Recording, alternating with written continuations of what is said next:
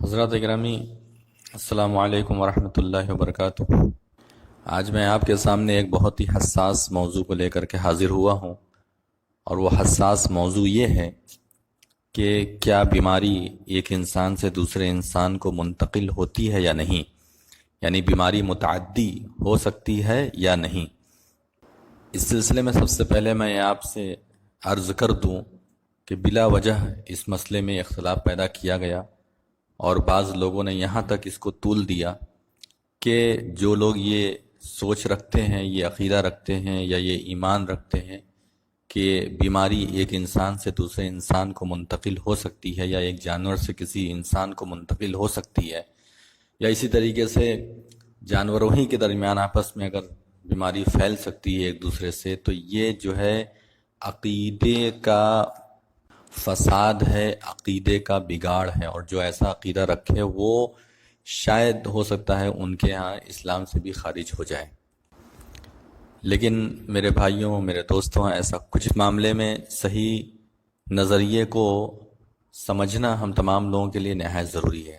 سب سے پہلے میں یہ عرض کرتا ہوں کہ اہل حق علماء اکرام کا ہمیشہ سے یہ شیوا رہا ہے کہ جب بھی وہ لوگ کسی موضوع پر فیصلہ کرنے کے لیے اٹھتے ہیں تو ایسی صورت میں وہ اس موضوع کے متعلق تمام آیتوں کو اور تمام احادیث کو سامنے رکھتے ہیں، اور اس کے بعد کسی نتیجے تک پہنچتے ہیں۔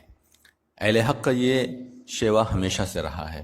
اہل حق کا یہ شیوا نہیں رہا ہے، ان کا یہ طریقہ کار نہیں رہا ہے کہ اپنے مطلب کی کوئی ایک حدیث اٹھا لیا جہاں سے ان کے مسائل حل ہو رہے ہیں، یا ان کے مسائل جو ہے ثابت ہو رہے ہیں، اور اس کے علاوہ اور بھی بہت ساری احادیث اس کی تفسیر کر رہی ہے اور اس کی تشریح کر رہی ہے، ان تمام چیزوں سے نظر انداز کر دیتے ہیں۔ یہ اہل باطل کا ہمیشہ سے شیوا رہا ہے کہ وہ اپنے مطلب کی آیات یا اپنے مطلب کی احادیث کو بروئے کار لاتے ہیں اور یہ سمجھتے ہیں کہ ہم نے بہت اچھا کام کر لیا، حالانکہ ہم تمام لوگوں کے لیے یہ بات واضح رہنا چاہیے کہ یہ صحیح چیز نہیں ہے۔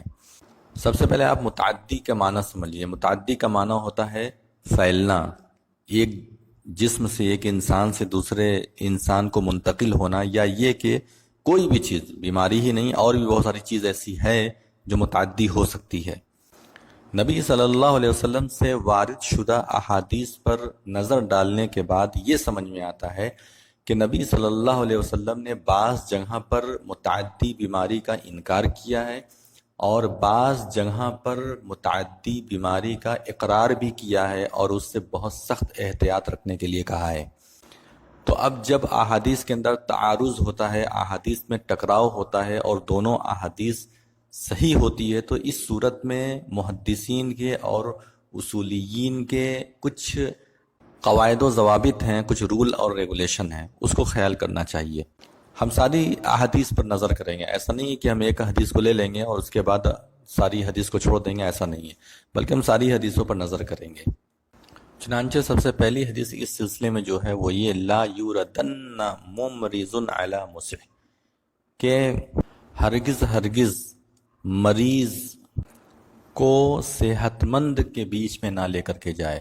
یہ حدیث کا جو پس منظر ہے وہ اونٹ کے متعلق ہے، لیکن یہ عام ہے، یعنی ہر ایک کے متعلق یہ بات کہی جا سکتی ہے کہ جو مریض ہے اس کو جو ہے صحت مند لوگ کے بیچ میں نہ لے کر کے جائے۔ یہ اس چیز کے بارے میں ہے جو مریض ایسے مرض میں مبتلا ہو جو پھیلنے والا ہو، جو ایک دوسرے کو لگ سکتا ہے۔ یہ کیسے پتہ چلے گا کہ مرض کوئی لگ سکتا ہے یا نہیں لگ سکتا ہے؟ اس کی تصدیق اطباء کریں گے، اس کی تصدیق وضاحت ڈاکٹرز کریں گے، ان کی باتوں پر اعتماد کیا جائے گا۔ تو آپ واضح طور پر اس حدیث کے اندر دیکھ سکتے ہیں کہ نبی صلی اللہ علیہ وسلم نے مریض جانور کو صحت مند جانور کے پاس لے جانے سے منع کیا۔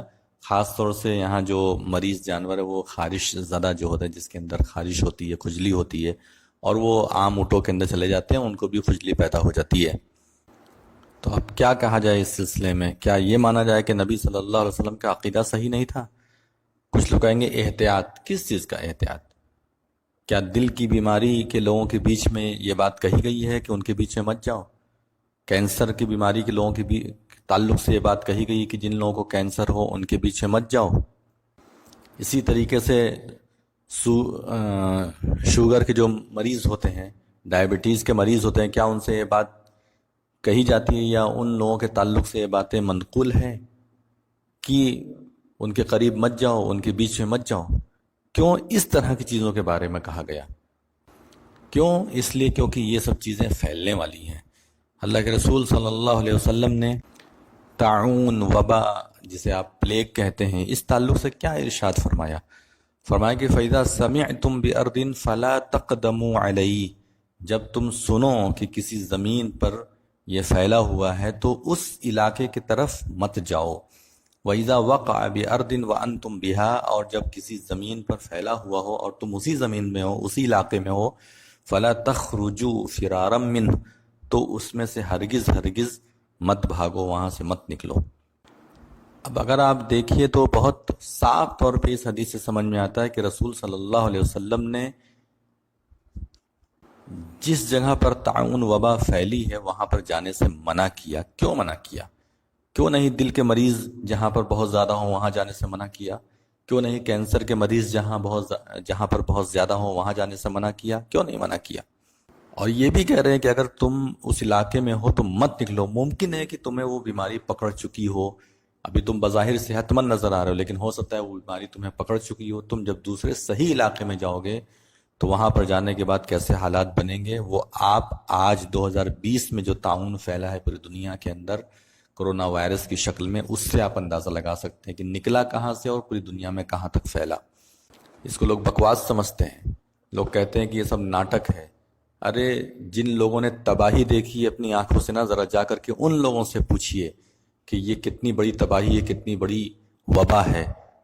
آپ اپنے گھر کے اندر، ہم اپنے گھر کے اندر بیٹھے ہوئے ہیں، ہم لوگ کیا جانے کہ دنیا اس وقت کس چیز سے دوچار ہے؟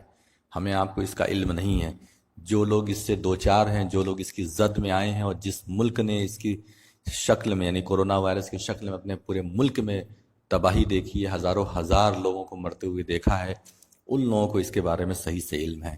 آپ بیٹھے رہیے گھر کے اندر، ہم بیٹھے رہیں گھر کے اندر، اور یہاں پر ٹک ٹاک پہ مجرا بازی کرتے رہیں اور ہنسی کھیل کرتے رہیں کہ دنیا جو ہے ڈر گئی ہے، علماء کرام ڈر گئے ہیں، علماء حق ڈر گئے ہیں، مساجد کو بند کر دیا۔ ان علماء کرام کے اندر اللہ رب العالمین کا خوف نہیں ہے، اور یہ لوگ اپنے عقیدے کو بھی بیچ چکے ہیں۔ یہ آپ بولتے رہیے۔ لوگ کہتے ہیں کہ حکمت کی وجہ سے نبی صلی اللہ علیہ وسلم نے جانے اور آنے سے منع کیا۔ ارے میں سوال کرتا ہوں ایسے بیوقوفوں سے، کیسی حکمت؟ حکمت بغیر سر پیر کے کوئی حکمت ہوتی ہے؟ جب وہ چیز پھیلنے والی ہے تب تو نبی صلی اللہ علیہ وسلم نے اس چیز سے منع کیا کہ مت نکلو یا وہاں مت جاؤ۔ جب پھیلنے والی چیز نہ ہوتی، ایک دوسرے میں سرایت کرنے والی چیز نہ ہوتی، تو کون سی حکمت؟ کس چیز کی حکمت؟ جب پھیلتا ہی نہیں ہے تو حکمت کس بات کی؟ ہم لوگ دم کرتے ہیں، یہ دم کیا ہے؟ پھونک ہی تو ہے۔ چند آیتیں پڑھتے ہیں، یہ اچھی چیز ہے جو متعدی ہے۔ متعدی بیماری، میں نے شروع میں ہی کہا، متعدی صرف بیماری ہی نہیں ہوتی، اچھی چیز ہے یہ متعدی ہو سکتی ہیں، جیسے دم ہے۔ ہم سورہ فاتحہ پڑھتے ہیں اور بھی دیگر ادعیہ پڑھتے ہیں، پڑھ کر کے دم کرتے ہیں، الحمدللہ شفا یابی حاصل ہوتی ہے مریض کو، یہ بھی تو متعدی چیز ہے۔ کیا کہتے ہیں عیسیٰ علیہ السلام جو ہے مسح نہیں کرتے تھے مریضوں پر، اور مسح کرنے کی وجہ سے جو ہے وہ صحت یاب ہو جاتے تھے؟ یہ کیا ہے؟ عیسیٰ علیہ السلام کی برکت، اللہ رب العالمین کا حکم، اور عیسیٰ علیہ السلام کا مسح کرنا، یعنی ایک کا دوسرے میں برکت جانا۔ اسی طریقے سے جب اونٹ کے بارے میں نبی صلی اللہ علیہ وسلم سے سوال کیا گیا کہ کیسے بیماری نہیں پھیلتی، جبکہ ہم لوگ خراش زدہ اونٹ میں جب صحیح اونٹ کو لے کر کے جاتے ہیں تو اس کی وجہ سے وہ بھی جو ہے خارش زدہ ہو جاتا ہے۔ تو نبی صلی اللہ علیہ وسلم نے فرمایا کہ فمن اعد الاول، کس نے پہلے کو خارش پہنچائی، کس نے پہلے کو جو ہے کھجلی پہنچائی؟ نبی صلی اللہ علیہ وسلم نے اس بات کا انکار نہیں کیا کہ اس کو کھجلی اس کی وجہ سے ہوئی، اس بات کا انکار نہیں کیا، یہ نہیں کہا کہ تم کیسی بکواس کر رہے ہو۔ نبی صلی اللہ علیہ وسلم نے عقیدہ صحیح کیا، یہی اصل مسئلہ ہے اور یہی اصل مفہوم ہے حدیث کا، لا عدوہ، کہ کوئی بھی چیز متعدی نہیں ہوتی، کوئی بیماری متعدی نہیں ہوتی، یہی اس کا مفہوم ہے۔ رسول اللہ صلی اللہ علیہ وسلم سارے لوگوں کے عقیدے کو صحیح کرانا چاہتے تھے کہ اے لوگوں، بیماری بذات خود کسی کے اندر داخل نہیں ہوتی، اللہ تبارک و تعالیٰ کے حکم سے بیماری داخل ہوتی ہے۔ وہ بیماریاں، جو بیماریاں متعدی ہوتی ہیں، وہ بھی اللہ رب العالمین کے حکم سے ہوتی ہے۔ لہٰذا تمہارے لیے احتیاط کرنا ضروری ہے، کیونکہ یہ اللہ کے رسول صلی اللہ علیہ وسلم کا حکم ہے، اور اس حکم پر چلنا پڑے گا اگر آپ نبی صلی اللہ علیہ وسلم کو ماننے والے ہیں تو۔ اسی طریقے سے نبی صلی اللہ علیہ وسلم نے فرمایا کہ فر من المجذوم فرارک الاسد، جس طریقے سے شیر سے بھاگتے ہو ویسے جو ہے کوڑھ والے مرض سے بھاگو۔ اگر کوئی کوڑھی ہے تو اس سے ایسے بھاگو۔ کیوں کہا؟ یہ بات سمجھنے کی ضرورت ہے، کیوں کہا؟ ان تمام چیزوں کے علاوہ دنیا بھر کے ڈاکٹر، چاہے وہ مسلم ہو چاہے وہ غیر مسلم ہو، چاہے وہ اسلامی ممالک کے رہنے والے بڑے بڑے ڈاکٹر، بڑے بڑے سرجن ہوں، چاہے غیر اسلامی ممالک کے اندر رہنے والے بڑے بڑے ڈاکٹر ہوں، سب جھوٹ بول رہے ہیں۔ پوری دنیا جھوٹ بول رہی ہے، پورے ڈاکٹر جھوٹ بول رہے ہیں۔ بس کچھ ایک دو لوگ ہیں پوری دنیا کے اندر جن کے اندر سچ پیدا ہوتا ہے اور سچ منہ سے نکلتا ہے۔ باقی دنیا کے اندر سب بیوقوف، سب پاگل، سب دیوانے۔ جب کوئی مسئلہ پھنستا ہے تو ہم لوگ یہ کہتے ہیں نا، جیسے طبی مسئلہ ہے اس میں کوئی فتویٰ دینا ہوتا ہے تو بڑے بڑے علماء اکرام کیا کہتے ہیں، اس معاملے میں ڈاکٹر کیا کہہ رہے ہیں۔ ڈاکٹر کا جو فیصلہ ہوتا ہے وہ بڑے بڑے فتوے پر منحصر ہوتا ہے، کہ ڈاکٹر اگر بولتا ہے کہ مثلاً کسی کا ایبارشن کا مسئلہ ہے تو علماء اکرام فرماتے ہیں پہلے بتاؤ ڈاکٹر کیا کہہ رہا ہے، تب اس کے بعد ہم اس معاملے میں سوچیں گے۔ ڈاکٹروں کی تحقیق، جو صحیح ڈاکٹر ہیں، یہاں تو کروڑوں ڈاکٹر اس طرح کی بات کر رہے ہیں، جب صحیح ڈاکٹر کسی تحقیق پر اور کسی نتیجے پر پہنچتے ہیں تو ایسی صورت میں اس کو دلیل کے طور پر مانا جاتا ہے۔ حضرت عمر رضی اللہ تعالیٰ عنہ شام کی طرف جا رہے تھے، پتہ چلا وہاں پر طاعون پھیلا ہوا ہے۔ ابو عبیدہ رضی اللہ تعالیٰ عنہ وہاں پر موجود تھے، یعنی عمر رضی اللہ تعالیٰ عنہ کے ساتھ۔ حضرت عمر رضی اللہ تعالیٰ عنہ نے شام کی طرف جانے کا ارادہ ترک کر دیا۔ ابو عبیدہ رضی اللہ تعالیٰ عنہ نے فرمایا کہ آپ اللہ کی تقدیر سے بھاگ رہے ہیں؟ کہا کہ میں اللہ کی تقدیر سے اللہ تبارک و تعالیٰ کی تقدیر کی طرف بھاگ رہا ہوں۔ کیا عقیدہ خراب تھا حضرت عمر رضی اللہ تعالیٰ عنہ کا؟ نہیں، یہ چیز ہے، متعدی ہے، لیکن عقیدہ ہمارا اللہ رب العالمین کے اوپر ہے۔ زمانے جاہلیت کے جو عقیدے تھے کہ بیماری خود سے ایک خدا ہوتی تھی ان کے ہاں، بیماری خود سے ایک جو ہے ڈرنے کی چیز ہوتی تھی ان کے ہاں، بیماری کو وہ لوگ مختار کل سمجھتے تھے۔ جیسے ان کے ہاں کئی بت تھے، ویسے ہی بیماری کو بھی وہ لوگ بہت بڑی شخصیت سمجھتے تھے، اس سے ڈرتے تھے۔ ان عقائد کو اللہ کے رسول صلی اللہ علیہ وسلم نے توڑ دیا۔ ابھی میں خطبہ سن رہا تھا مسجد نبوی کا، شیخ حذیفی حفظہ اللہ بیان دے رہے تھے، ان کا خطبہ چل رہا تھا، یہی بات انہوں نے کہی، تمام احادیث پیش کی، اور انہوں نے جو ہے تو یہی بات کہی کہ نبی صلی اللہ علیہ وسلم نے جو لا عدوا کہا ہے، اس کا مطلب یہ ہے کہ زمانے جاہلیت میں جو بیماری کو بذات خود اس لائق سمجھا جاتا تھا کہ یہ جا کر کے دوسرے کو نقصان پہنچا سکتی ہے، بیماری دوسرے کو بیماری لگا سکتی ہے، اس عقیدے کو ختم کیا گیا۔ نبی صلی اللہ علیہ وسلم کا یہ ہرگز عقیدہ نہیں تھا، کہ نبی صلی اللہ علیہ وسلم نے یہ ہرگز لوگوں کو بتانا نہیں چاہا کہ بیماری پھیلتی ہی نہیں ہے، یہ ہرگز مقصد نہیں تھا۔ اسی طریقے سے لا عدوا کیوں کہا گیا؟ اس لیے بھی کہا گیا، نبی صلی اللہ علیہ وسلم نے اس لیے بھی کہا تاکہ لوگ ہر بیماری کو متعدی نہ سمجھنے لگے۔ مطلب ہر بیماری کو آپ متعدی مت سمجھیے۔ بخار کیا ہے؟ نبی صلی اللہ علیہ وسلم نے فرمایا کہ جہاں بخار ہو وہاں پر مت جاؤ، نہیں۔ گھر میں 10 لوگ کو بخار ہو گیا تو کیا اس گھر میں آدمی نہیں جا سکتا ہے؟ تو مقصد یہ تھا، لا عدوا کا مقصد یہ تھا کہ ہر بیماری کو آپ متعدی مت سمجھیے، بلکہ زمانے جاہلیت کے عقیدے کی نفی کرانا مقصود تھا۔ یہ مقصد نہیں تھا کہ بیماری کو متعدی ماننا اسلام کے خلاف تھا، اور جن بیماریوں کا متعدی ہونا ثابت ہو جائے وہ متعدی ہوگی۔ اس سلسلے میں جو لوگ غلط مفہوم احادیث کا لوگوں تک بیان کر رہے ہیں، تحقیق کرنے پر پتہ یہ چلا کہ وہ لوگ سند یافتہ عالم نہیں ہیں، کہیں سے انہوں نے علم حاصل نہیں کیا ہے، بلکہ گھر میں بیٹھے بیٹھے اور دین میں اختلاف پیدا کرنے والے، دین میں گٹ بازی کرنے والے لوگوں کی طرح وہ رویہ اختیار کر چکے ہیں، اور اسی پر وہ گامزن ہیں، آگے بڑھے چلے جا رہے ہیں تاکہ امت کے اندر انتشار پھیلے، اختلاف پیدا ہو، صرف اٹول ہو، امت کے اتنے بڑے بڑے فتنے سے دو چار ہے، آپ اچھے سے دیکھ رہے ہیں۔ ان لوگوں کے اندر اتنی طاقت نہیں، ان لوگوں کے اندر اتنی ہمت نہیں کہ یہ لوگ دن بدن آنے والے فتنوں کا مقابلہ کریں، غیر مسلمین کی جانب سے اور دشمنان اسلام کی جانب سے جو دن بدن فتنے چلے آ رہے ہیں مسلمانوں کے اوپر، اس پر یہ کچھ نہیں کرتے۔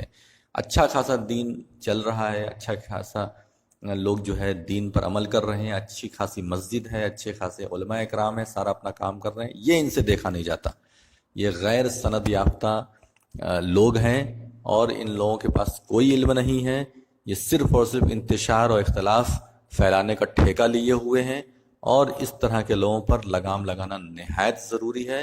اور بڑے علماء اکرام کو چاہیے کہ اس طرح کے جو لوگ فتنہ فساد پھیلا رہے ہیں ان کے خلاف کوئی ایکشن لیں اور امت کو فتنہ فساد سے بچائیں۔ ان لوگوں کا جو نظریہ ہے، جو ان لوگوں کی فکر ہے، وہ بالکل خوارج کے فکر سے ملتی جلتی ہے، اور یہ عوام کو کاٹ کر کے اسی فکر کی جانب لے کر کے جانا چاہتے ہیں۔ اس قدر تشدد پایا جاتا ہے ان کے ہاں، اس قدر تشدد پایا جاتا ہے کہ وہ تشدد اسلام کے اندر عبادت نہیں ہے، اطاعت نہیں ہے، بلکہ فتنہ فساد اور اختلاف کا بہت بڑا ذریعہ ہے۔ آپ بغور دیکھیں گے تو آپ کو یہ بات اچھے سے سمجھ میں آ جائے گی کہ تقوی سے کہیں دور فتنہ فساد برپا کرنا اور نئے نئے مسائل کو لا کر کے اس کو سجا کر کے اور اس کو جو ہے تو مزین بنا کر لوگوں کے سامنے پیش کرنا تاکہ لوگ اس سے متاثر ہوں۔ انشاءاللہ اللہ نے چاہا تو یہ لوگ اپنے مقاصد میں ہرگز کامیاب نہیں ہوں گے۔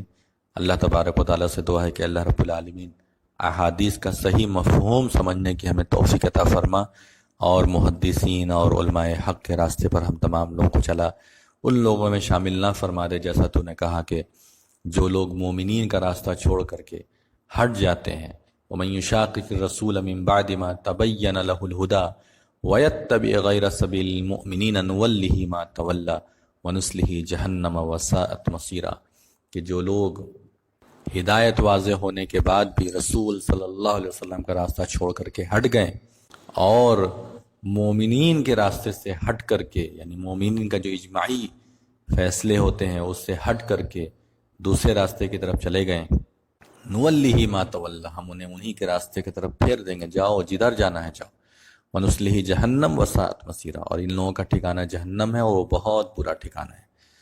اللہ رب العالمین ہم تمام لوگوں کو صحیح سمجھ عطا فرما اور دین کے فرمودات پر عمل کرنے کی توفیق عطا فرما، فتنہ فساد سے ہم تمام لوگوں کو محفوظ کر دے، آمین یا رب العالمین۔